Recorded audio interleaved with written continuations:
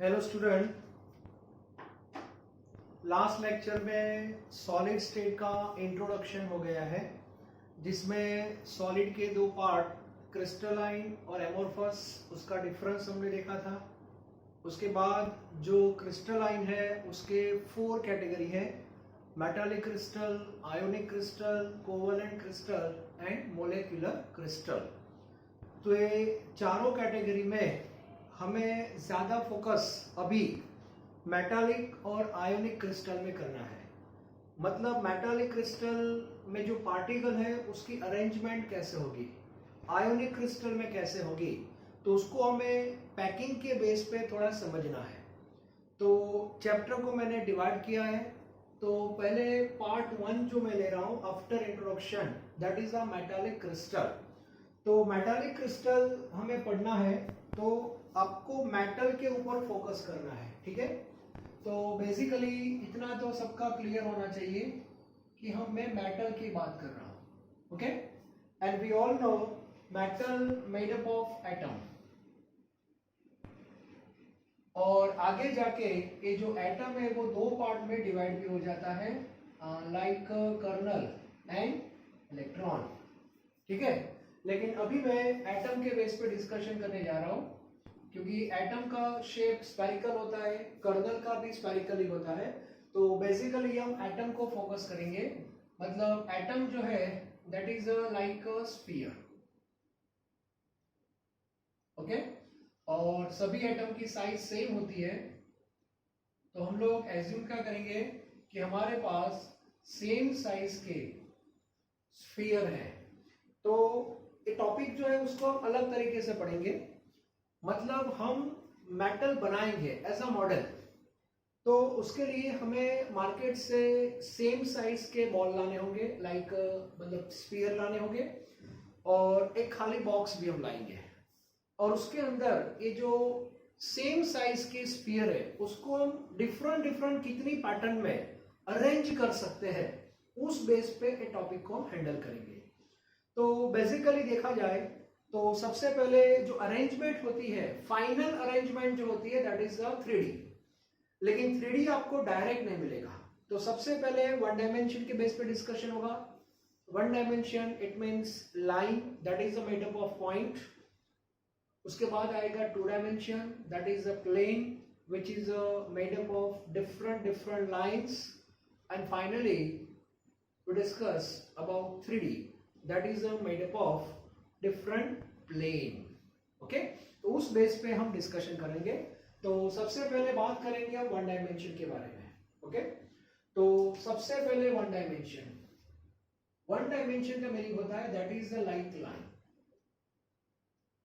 Okay. And we all know line made up of points. और सबको पता होना चाहिए for line we require minimum 2 point, okay. तो सबसे पहले आप ऐसा सोचो कि चलो आपके पास, आप मार्केट में गए, अच्छी बात है, और वहां जाके आपने सेम साइज के स्फीयर लेके आ गए, और मान लो कि आपको सोडियम मेटल बनानी है, कॉपर बनानी है, सिल्वर बनानी है, व्हाटएवर बनानी है। तो सोडियम बनाना है तो सभी एटम के ऊपर आप क्या लिखोगे, Na, ओके। और वो सभी स्फीयर को हम बॉक्स में अरेंज करेंगे। मतलब स्फीयर को अरेंज करेंगे इट मींस एटम को अरेंज करेंगे। तो सबसे पहले आप बॉक्स में सारे स्फीयर को कैसे अरेंज करोगे, थिंक अबाउट इट। तो सबसे पहले आप एक लाइन बनाओगे, क्लियर। सो लाइन बना रहे हो that is a 1 dimension, okay. और उसमें कोई ऑप्शन नहीं होता। मतलब जो लाइन है दैट इज लाइक दिस, ये आपका 1 डायमेंशन अरेंजमेंट हो गया, ओके।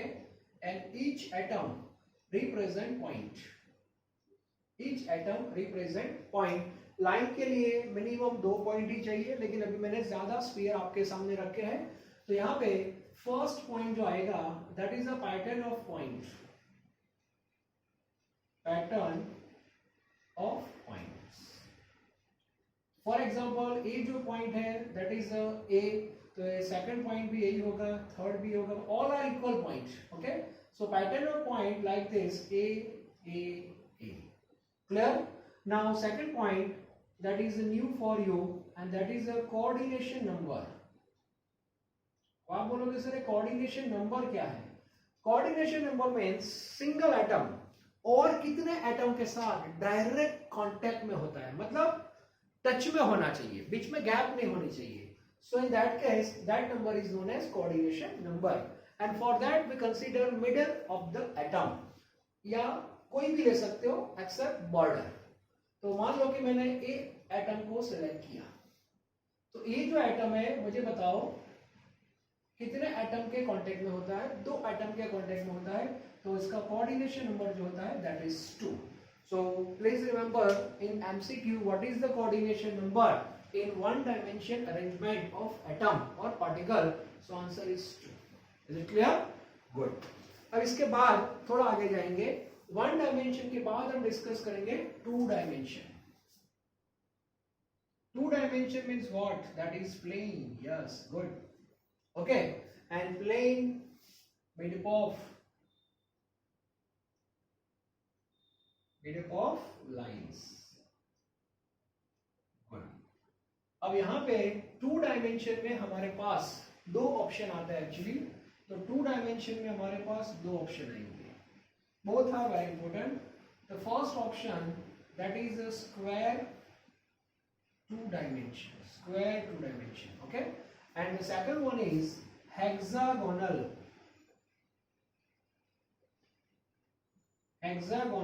2 dimension. तो सबसे पहले ये दोनों नेम मैंने कैसे बनाए वो भी क्लियर होना चाहिए. तो वापस एक बार हम बॉटम से स्टार्ट करेंगे. डायरेक्ट 2D तो होगा नहीं, तो सबसे पहले फिर से ऐसा सोचो कि आप पहले 1 डायमेंशन बनाओगे.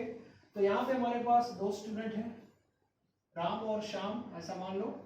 ठीक है. राम जो है उसने सबसे पहले 1 डायमेंशन अरेंजमेंट किया लाइक दिस. 1 डायमेंशन का कोई ऑप्शन नहीं है, तो राम और श्याम दोनों के लिए 1 डायमेंशन अरेंजमेंट क्या रहेगी? सेम रहेगी. Yes, this is a 1 dimension. Okay. अब जब आप 1 डायमेंशन पढ़ रहे थे तो आप पॉइंट को आइडेंटिफाई कर रहे थे, लेकिन अभी आप 2D में जा रहे हो, तो 2D that is a made up of line, तो आपको लाइन को आइडेंटिफाई करना पड़ेगा. So for that, for example this line, suppose A, तो ए लाइन भी क्या होगी? Suppose A. Both are same, there is no difference in 1 dimension. Okay. मतलब राम और श्याम दोनों का 1 डायमेंशन जो अरेंजमेंट है वो तो सेम ही रहेगा. अभी तक दोनों के बीच में डिफरेंस क्रिएट नहीं हुआ. अब डिफरेंस क्रिएट जो होने वाला है वो सेकंड लाइन से होगा. अब कैसे होगा वो देखो. तो जो राम स्टूडेंट है उसने क्या किया? सेकंड लाइन जो है वो ऐसे ही उसने अरेंज कर दी लाइक दिस. ओके. तो इसकी जो सेकंड लाइन है that is also like first line. It means इसका आइडेंटिफिकेशन ए ही होगा. लेकिन ये जो श्याम है उसने सेकंड लाइन को ऐसे रिप्रेजेंट किया, ये 2 एटम के बीच में एक स्फीयर सेट किया. देखो ऐसे. Okay. So second line that is the different from the first line, और इसीलिए उसका आइडेंटिफिकेशन ए से नहीं होगा, दैट इज लाइक बी. तो यहां से दोनों के बीच का डिफरेंस स्टार्ट हो गया. अब ये थर्ड लाइन लेते हैं जिससे पूरा पिक्चर क्लियर हो जाएगा आपका. सो राम जो है उसने थर्ड लाइन भी देखो ऐसी रखी है, देयर इज नो चेंज. ये थर्ड लाइन भी हो गई. तो ये भी कौन सी होगी? That is a. और यहां पे जो थर्ड लाइन होगी वो इन दोनों के बीच में आएगा. तो इन दोनों के बीच में जब श्याम सेट करेगा तो उसकी जो थर्ड लाइन है वो फर्स्ट जैसी हो जाएगी. ओके. तो ए हो जाएगा आपका ये. So by this way we can write pattern of plane. Pattern of plane. तो यहां पे पैटर्न ऑफ प्लेन क्या होगा? Same A A A. Okay. और यहां पे पैटर्न ऑफ प्लेन होगा A B A B A B like this. The first and third that is same. The alternative lines जो होगी that is same. Now what about CN? CN means coordination number. So with respect to this atom, coordination number 1, 2, 3 and 4. So a coordination number that is 4. With respect to this coordination number 1, 2, 3, 4, 5 and 6. So here coordination number that is like 6. तो 2 dimension में हमारे पास दो option होते हैं, square और hexagonal. Now why it is called square? So for that you have to consider midpoint of each atom. Okay, midpoint of each atom, and if you connect all midpoint, that is a lattice, actually lattice point, सभी lattice point को आप जब connect करोगे ऐसे like this, now see which figure continuous in repeating pattern, that is square, और इसीलिए इसको square 2D बोलते हैं. मतलब जब इसमें से आप एक्सरे पास करोगे तो जो प्लेट पे जो पिक्चर आएगी, लेटाइस जो आएगी, उसमें जो लेटाइस पॉइंट आपको मिल रहे हैं उसको जब कनेक्ट करोगे तो स्क्वायर डायग्राम होगा. तो ये स्क्वायर जो है वो कंटिन्यूस रिपीट हो रहा है, therefore this 2D is known as square 2D, आप ऐसा बोल सकते हो. In that case we have hexagon like this. एक मैं बता रहा हूं, देखो आपको ऐसा हेक्सागोनल लेयर बनता है, ठीक है. तो इसको बोलते हैं हेक्सागोनल 2 डायमेंशन. तो सबसे पहले 1 डायमेंशन, इसका कोई ऑप्शन नहीं है. 2 डायमेंशन है, उसके दो ऑप्शन आपके पास है, स्क्वायर और हेक्सागोनल. कौन सा 2 डायमेंशन लेना है, that depends on type of 3D. अभी हमें 3D में जाना है, 3 डायमेंशन में जाना है. मतलब ये जो प्लेन आपने बनाया, बॉटम आपने जो कंप्लीट किया बॉक्स का, उसके ऊपर दूसरा प्लेन आने वाला है.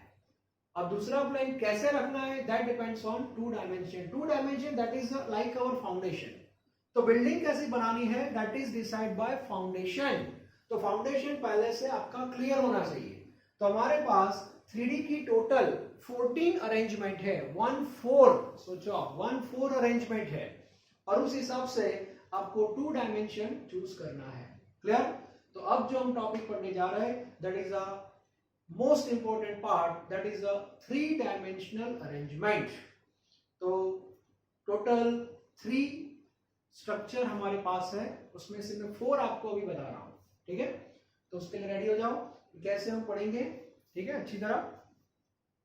तो इसका पहले अच्छी तरह एक स्क्रीनशॉट आप ले सकते हो. ओके, स्क्रीनशॉट ले लो अच्छी तरह.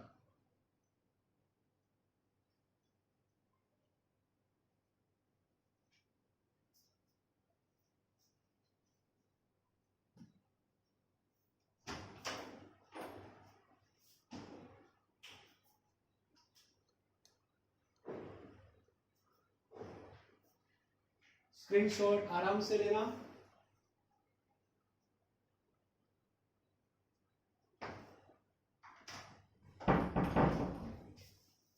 अब हम बात करेंगे 3 डायमेंशन.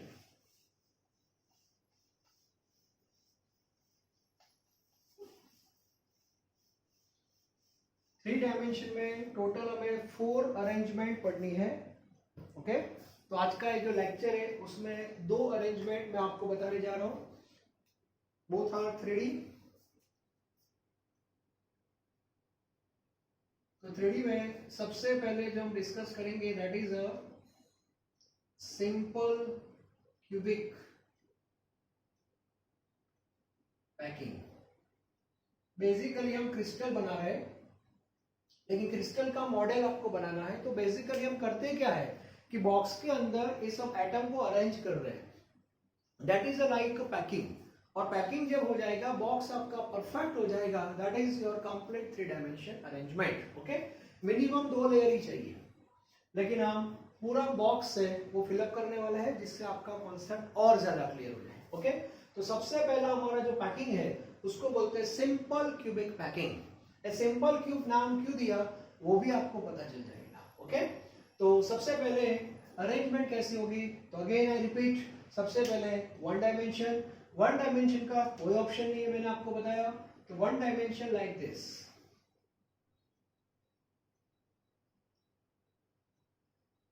ओके, अब बात करते हैं 2 डायमेंशन. 2 डायमेंशन में हमारे पास दो ऑप्शन है, स्क्वायर और हेक्सागोनल. तो अभी मैं स्क्वायर पे जा रहा हूं. मतलब स्क्वायर मतलब सेकंड लाइन है, that is the like first line. Okay, और ये हमारी हो गई थर्ड लाइन. चलो, मतलब आपका जो बॉक्स है इसका जो बॉटम है दैट कंप्लीटेड. मतलब आपने पूरा जो बॉटम था वो क्लियर कर दिया. अब जो 3D बनेगा that is the made up of plane. Yes, ये क्लियर होना चाहिए. ये 3 डायमेंशन है, and 3D made up of plane. Okay, तो आपको आइडेंटिफाई किसको करना होगा? प्लेन को। तो जो फर्स्ट प्लेन है, मैं अभी पैटर्न सेट कर रहा हूं। Okay, pattern of plane, yes. तो फर्स्ट प्लेन है, इसका आइडेंटिफिकेशन क्या होगा? ए होगा। मतलब आपने पूरे प्लेन को आइडेंटिफाई कर दिया, that is like a layer. अब हमें 3D में जाना है, तो 3D के लिए लेयर के ऊपर दूसरा लेयर आएगा। तो सिंपल क्यूबिक पे आपको जाना है, तो बहुत ही इजी है। ये आपका जो फर्स्ट लेयर है, जो स्फीयर से बना है, इसके ऊपर ही आपको ऐसे स्फीयर अरेंज करने हैं। Okay, like this.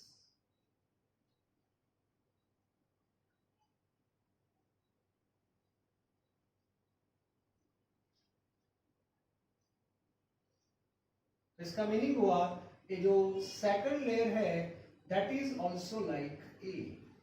Okay, third layer जो बनेगा वो भी ए जैसा ही बनेगा। मतलब by this way you have to complete box. Okay, तो इस पेज पे हमारा पूरा जो बॉक्स था वो फिलअप हो गया। ठीक है, और ये जो पैकिंग हुआ that is like simple cubic packing. Simple cube को बोलते हैं, वो भी मैं आपको बताने जा रहा हूं। सेकेंड पॉइंट इसमें जो आपको याद रखना है, that is called packing efficiency. Packing efficiency. आप बोलोगे सर पैकिंग एफिशिएंसी क्या है?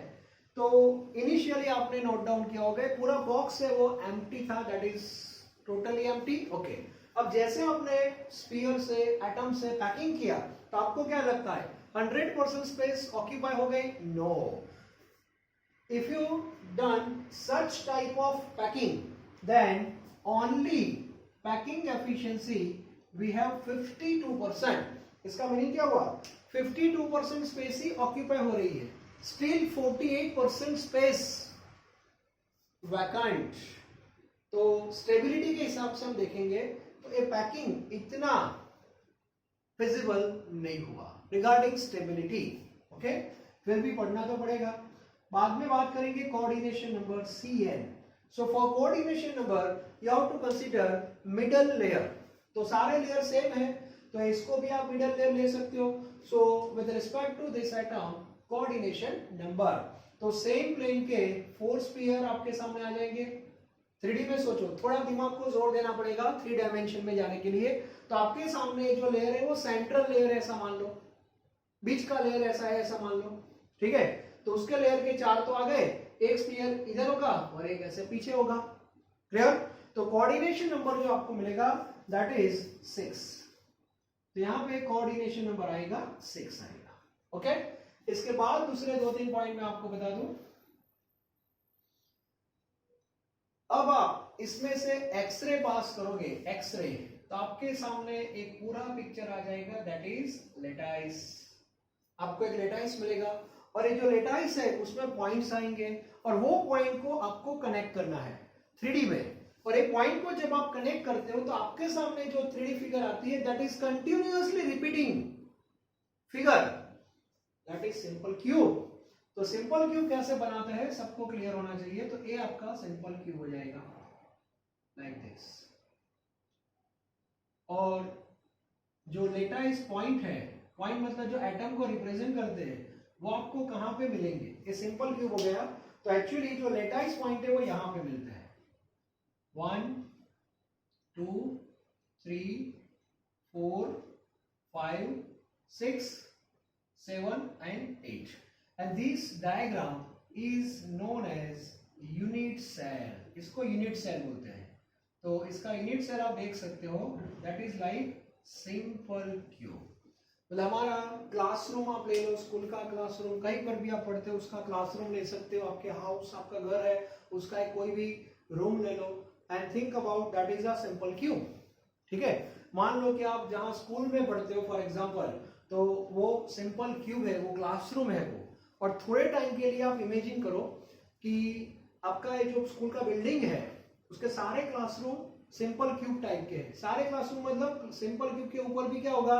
सिंपल क्यूब होगा, नीचे भी सिंपल क्यूब, लेफ्ट भी सिंपल क्यूब, राइट, मतलब पूरे सारे क्लासरूम सिंपल क्यूब है, बीच में कोई पैसेज नहीं ऐसा कंसीडर करना। तो पूरा जो बिल्डिंग है दैट इज सिंपल क्यूब। तो बिल्डिंग जो है that is a crystal, okay, and crystal made up of same type of unit cell. तो यूनिट सेल मतलब एक कंटिन्यूअसली पूरी जो नेट है उसमें ए डायग्राम ही रिपीट हो रहा है, इसके ऊपर एक सिंपल क्यूब, नीचे यहाँ दोनों सभी जगह पे सिंपल क्यूब ही होगा। तो क्रिस्टल का जो पैकिंग है वो भी सिंपल क्यूब हो गया, okay.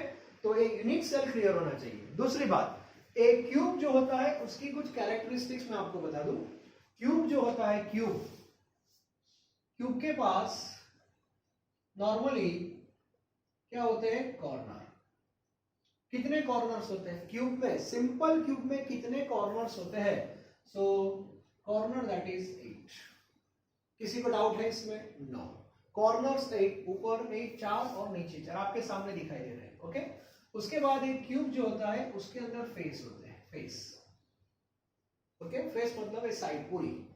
So number of face that is 6, ये आपको पता होना चाहिए।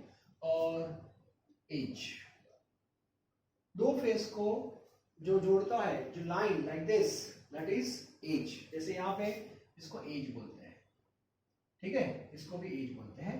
तो एज कितनी होती है, दैट इज 12, ये आपको पता होना चाहिए, ओके। तो अभी आप देखो, अभी आपके सामने जो यूनिट सेल है, यूनिट सेल में तो each lattice point, each lattice point, each lattice point present at which location, corner, face और edge। तो अभी सारे पॉइंट्स आपको कहां दिखाई दे रहे हैं, कॉर्नर पे, एट कॉर्नर्स। और वो भी कितने, 8, ठीक है। टोटल 8 पॉइंट्स आपको यहां पे दिखाई दे, 1 2 3 4 5 6 7 8, सही बात है, ओके। अब जो मैं आपको बात बताने जा रहा हूं that is very very important, okay. मान लो कि एक क्यूब है, इसके ऊपर भी क्यूब होगा, हर जगह पे क्यूब ही है। तो आपको क्या लगता है, एक कॉर्नर है, फेस है, एज है, वो दूसरे यूनिट सेल के साथ क्या करेंगे, शेयर करेंगे। तो मुझे बताओ, ये जो कॉर्नर होता है, कॉर्नर मान लो कि कॉर्नर है, एक कॉर्नर, कोई भी कॉर्नर आप ले लो, तो एक कॉर्नर जो है वो कितने यूनिट सेल के साथ कॉमन होता है, वो क्लियर होना चाहिए। तो मान लो कि आप जिस क्लास में बैठे हो उसका एक कॉर्नर वहां पे मैंने लिया, तो एक कॉर्नर एक क्लास का तो हो ही गया, लेकिन ऐसा ही क्लास साइड में है तो उसका भी वो कॉर्नर होगा, ऐसा ही क्लास उस साइड है तो उसका भी कॉर्नर होगा, उस साइड है उसका भी कॉर्नर होगा। मतलब सेम फ्लोर के 4 क्लासरूम के लिए ऊपर का कॉर्नर कॉमन होगा, और ऐसे ही 4 क्लासरूम ऊपर होंगे। हमारे लिए जो ऊपर का कॉर्नर है वो ऊपर के क्लासरूम के लिए नीचे का कॉर्नर होगा। तो एक कॉर्नर जो होता है वो टोटल 8 क्लासरूम में कॉमन होता है। अब थोड़ा दिमाग लगाओ, आपको ऐसा लगता है कि ये जो एटम है वो एक यूनिट सेल का है, लेकिन ऐसा नहीं है। ये जो एटम है उसका 1/8 पार्ट ही यहां पे मिलने वाला है। ऑन दिस बेस बहुत ही इंपॉर्टेंट कैलकुलेशन यहां पे आती है, and that is a number of atoms per unit cell, number of atoms per unit cell, number of atom per unit cell, एक यूनिट सेल में कितने एटम्स हो गए उसकी कैलकुलेशन होती है। कुछ लोग बोलते हैं सर 8 हो गए, ऐसा थोड़ी होता है, ये सभी 8 आपके थोड़ी है, वो दूसरे यूनिट सेल के साथ भी शेयर हो रहे हैं। तो आपको पता होना चाहिए कि हर एक कॉर्नर में से आपको तो इतना पार्ट ही मिलता है, 1/8। फिर से रिपीट कर रहा हूं, ए जो ऊपर वाला कॉर्नर है, सेम फ्लोर के 4 क्लासरूम और ऊपर के 4, टोटल 8 यूनिट सेल में कॉमन होता है। तो हर एक कॉर्नर में से आपको 1/8 मिलेगा, और ऐसे कितने कॉर्नर है total, 8, so answer is 1, okay. और ये जो number of atoms per unit cell है, इसको सॉलिड स्टेट की लैंग्वेज में क्या बोलते हैं, Z। तो Z अभी से माइंड में सेट कर दो, क्लियर होना चाहिए। सिंपल क्यूब है, उसका Z क्या होगा, that is 1, finish, okay. Actually A atom का मिड पॉइंट है, रियल में एटम ऐसा होता है, रियल में बात करें तो एटम का ऐसे आप रिप्रेजेंट करते हो। मान लो कि एक एटम ऐसा है, दूसरा एटम देखो ऐसा होता है, तीसरा एटम है, चौथा है, लेकिन एटम हम दिखाएंगे तो पता नहीं चलेगा आपको, इसीलिए मैंने यहाँ पे आपके सामने मिड पॉइंट जो होते हैं उसको कनेक्ट करके आपके सामने रखा है, ठीक है। तो इससे आराम से पता चल जाता है कि सिंपल क्यूब है। तो सिंपल क्यूबिक में बस आपको एक डायग्राम बनाना है, इसका पैटर्न पता होना चाहिए, एफिशिएंसी इसका प्रूफ भी हमारे पास है, वो आगे नेक्स्ट लेक्चर में आपको पता चलेगा। कोऑर्डिनेशन नंबर 6 याद रखना है, ये उसका यूनिट सेल है।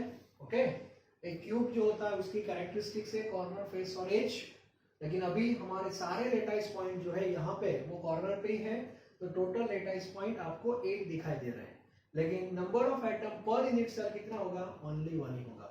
और ऐसा पैकिंग वाला मेटल हमारे पास कोई भी नहीं है, मतलब इसका कोई एग्जांपल हमारे पास नहीं है, मेटल का नहीं है, तो ऐसे चांसेस बहुत कम होते हैं कि इस टाइप का पैकिंग वाली कोई मेटल आपको मिले।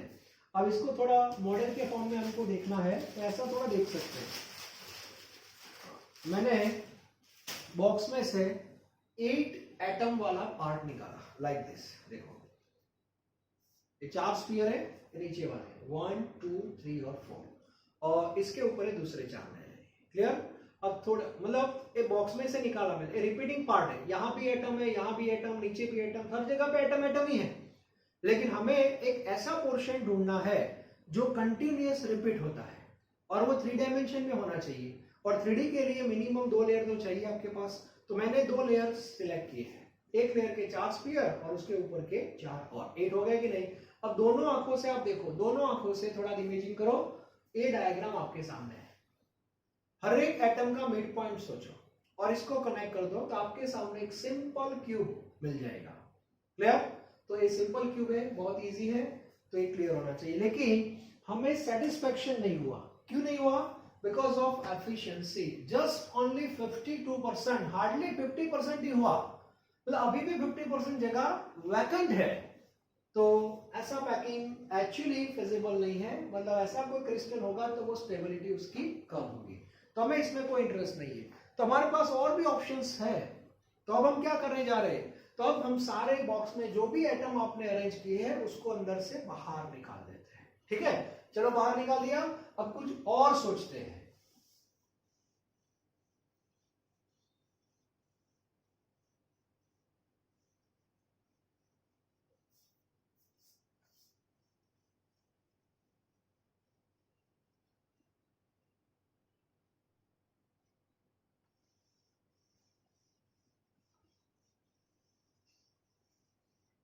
चलो, अब सेकंड जो है उसकी एफिशिएंसी थोड़ी ज्यादा है compare to simple cubic packing. तो सेकंड जो हम पढ़ रहे हैं दैट इज इसका नाम है body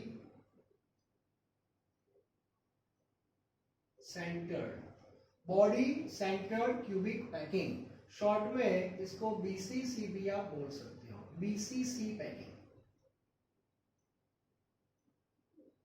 B for body, C for center and again C for cube, मतलब एक क्यूब जैसा ही बनेगा, इसका यूनिट सेल आप देखना, लेकिन इसकी जो अरेंजमेंट है वो बहुत इंटरेस्टिंग है। तो सबसे पहले हमें क्या करना है, जो फर्स्ट है 1 डायमेंशन उसको ऐसे अरेंज करना है, तो आगे जो बताया वैसा ही, लेकिन एक डिफरेंस क्या है कि जो एटम होता है ना वो कांटेक्ट में नहीं है, देखो बीच में गैप है, तो कोऑर्डिनेशन नंबर में इसको गिनना नहीं हमें। चलो 1 डायमेंशन हो गया, 2 डायमेंशन स्क्वायर ही है, लेकिन स्क्वायर आगे जो बताया वो टच वाला स्क्वायर नहीं, ठीक है, इसमें गैपिंग है। चलो ये हो गया हमारा बॉटम लेयर, क्लियर, और इसको नाम दे दिया मैंने सपोज ए। याद रखना बीच में गैपिंग है, देखो कांटेक्ट में नहीं है, मतलब इसमें हम 2 डायमेंशन इसका कोऑर्डिनेशन नंबर आइडेंटिफाई नहीं कर सकते, 2 डायमेंशन का नहीं कर सकते, 3D का कर सकते हो। चलो 3D की बात करते हैं, तो 3D के लिए अब दूसरा लेयर सेट करना है, तो दूसरा लेयर कहाँ पे होता है एक्चुअली, तो ये 4 आपको जो दिखाई देते हैं उसके ऊपर एक स्फीयर रखते हो ऐसा। ये सेकंड लेयर भी बनेगा तो ऐसा ही गैपिंग वाला ही, मतलब सेम लेयर के स्फीयर तो कांटेक्ट में नहीं होंगे, तो दूसरा लेयर देखो ऐसा बनेगा। तो ये जो सेकंड लेयर है that is like B, okay. और थर्ड लेयर कैसा होगा, तो थर्ड लेयर जो होगा वो ए जैसा ही होगा। उसका रीजन है कि थर्ड लेयर का पॉइंट का 4 जो स्फीयर आपने ब्लैक कलर के रखे उसके ऊपर ही आप रखोगे, तो उसके ऊपर रखोगे तो नीचे जो दिखाई देता है उसके ऊपर ही आएगा, पैरेलल में आएगा, तो that is like A. Fourth layer जो बनेगा वो बी, फिफ्थ बनेगा ए, सिक्स बनेगा बी, मतलब ऑल्टरनेटिव ए बी पैटर्न पे वर्क होगा। पैकिंग एफिशिएंसी यहाँ पे 68% है, that is good. Compare to simple cube with calculation. ये भी हम प्रूव करने वाले हैं, टेंशन मत लो। Coordination number with respect to this one. अब मुझे बताओ, इसके रेफरेंस में भी आप ले सकते हो, इजी थोड़ा लिखना है तो इसके रेफरेंस में लेते चलो। जो ब्लैक कलर का स्फीयर बीच में डाला उसके रेफरेंस में, तो ए एक्स के कांटेक्ट में ए वाले तो नहीं है, लेकिन आगे वाले 1 2 3 4 और इसके ऊपर ऐसे 4 आएंगे, तो कोऑर्डिनेशन नंबर यहाँ पे हो जाएगा आपका 8 हो जाएगा। सेम, फिर से रिपीट कर रहा हूं, सेम प्लेन के स्फीयर कांटेक्ट में नहीं है, लेकिन ऊपर के 4 और नीचे के 4 बीच वाले के कांटेक्ट में रहेंगे। सो कोऑर्डिनेशन नंबर आपको मिलेगा 8। जितना कोऑर्डिनेशन नंबर ज्यादा उतनी स्टेबिलिटी ज्यादा होती है वो क्रिस्टल की। ये पॉइंट भी आप याद रखना। चलो इसके बाद बात करते हैं लेटाइस। तो पैकिंग आपका हो गया, उसके बाद उसमें से हम एक्सरे पास करेंगे। एक्सरे पास करोगे तो आपको लेटाइस मिलेगा, और जो लेटाइस मिल रहा है, लेटाइस वो मिल तो रहा है क्यूब, लेकिन नॉर्मल क्यूब नहीं है, इसको बॉडी सेंटर्ड क्यूब क्यों बोलते हैं? बॉडी सेंटर्ड क्यूब इसीलिए बोलते हैं कि यहाँ पे टोटल, ये आपका जो यूनिट सेल बनता है, ये यूनिट सेल है, ये यूनिट सेल है, और यूनिट सेल को बोलते हैं बीसीसी। ओके, और टोटल ये जो यूनिट सेल है उसके अंदर टोटल हमें 9 पॉइंट्स मिलेंगे, 9 पॉइंट्स। ओके, 9 पॉइंट्स में से 8 पॉइंट्स जो होते हैं, 8 पॉइंट्स एट कॉर्नर, मतलब कॉर्नर पे आपको 8 पॉइंट मिलेंगे, 1 2 3 4, एक प्लेन के 4 होंगे। एक बात याद रखना, ये दो स्फीयर एक दूसरे के कांटेक्ट में नहीं होते, बीच में गैप होता है, सिंपल क्यूब जैसा नहीं। ठीक है, 8 points at corner and 1 point in centre. तो एक पॉइंट आपका यहां पे सेंटर में होगा। सेंटर वाला कौन सा है? तो ये रहा वो। ठीक है, और ये सेंटर वाला ही कांटेक्ट में होता है। ये कोऑर्डिनेशन नंबर 8 कहां से आया? तो ये सेंटर वाला है, वो ऊपर के 4 और नीचे के 4 के कांटेक्ट में होता है। ये दोनों कांटेक्ट में नहीं है, फिर से रिपीट कर रहा हूं। ठीक है, तो वो कांटेक्ट आपको दिखाना है थ्रू डॉटेड लाइन, 1 2 3 4, 1 2 3 4। क्लियर? तो इस बेस पे हमें बॉडी सेंटर्ड क्यूब बनाना है। टोटल 9 पॉइंट्स है, लेकिन आपको क्लियर होना चाहिए कि इसका Z क्या होगा। Z means what? Again I repeat, number of atoms per unit cell. तो पहले कॉर्नर की बात करते हैं। तो अभी मैंने आपको बताया, वैसे एक कॉर्नर से आपको 1/8 ही मिलेगा, ऐसे टोटल 8 कॉर्नर है, तो 8 प्लस, अब एक पॉइंट आप देखो बराबर बीच के सेंटर में है, सेंटर में है, और जो सेंटर में होता है वो किसी के साथ शेयर नहीं होगा। ठीक है, तो आपका जो क्लासरूम है वो बीसीसी है, मान लो, ऐसा मान लेते हैं कि आपका क्लासरूम बीसीसी है, तो स्कूल के सारे क्लासरूम बीसीसी होंगे। तो हर एक क्लासरूम में सेंटर में एक पॉइंट होगा, लेकिन वो किसी भी दूसरे क्लास के साथ शेयर नहीं होगा। ओके, और इसीलिए जो बीच वाला पॉइंट है वो 100% यही यूनिट सेल का गिना जाएगा। तो इसका जो Z बनेगा, that is 1 + 1 and that is 2। और ऐसे मेटल हमारे पास एक है, दैट इज अ सोडियम। तो sodium that is a example of BCC, हम लिख सकते हैं। टेक्स्ट बुक मेंशन किया नहीं है, लेकिन जो ओल्ड बुक थी हमारी उसमें एग्जांपल था, तो आप ऐसे याद रख सकते हो। एग्जाम में जो टेक्स्ट बुक में दिया है वो आप याद रख सकते हो। अदरवाइज टेक्स्ट बुक के बाहर की कोई मेटल है तो उसमें कौन सा पैकिंग हो रहा है, कौन सा अरेंजमेंट हो रहा है, that is mention in numerical, tension मत लेना। ठीक है, लेकिन BCC आपको बोल दिया तो इसका Z आपको याद रखना पड़ेगा, दैट इज 2। तो हर एक का Z आपको पता होना चाहिए, हर एक का यूनिट सेल पता होना चाहिए। ओके, टोटल लेटाइस पॉइंट कितने यूनिट सेल में वो क्लियर होना चाहिए, उनका लोकेशन भी पता होना चाहिए, साथ में कोऑर्डिनेशन नंबर, एफिशिएंसी, पैटर्न, ये पूरा क्लियर होना चाहिए। तो यहाँ पे हमें 68% एफिशिएंसी मिल रही है, जो सिंपल क्यूबिक पैकिंग था उसकी कंपेयर में ज्यादा है। ठीक है, अभी भी हम कॉर्नर पे ही है, फेस और एज वाला यूनिट सेल अभी आया नहीं है। ओके, तो वो सब आगे देखेंगे।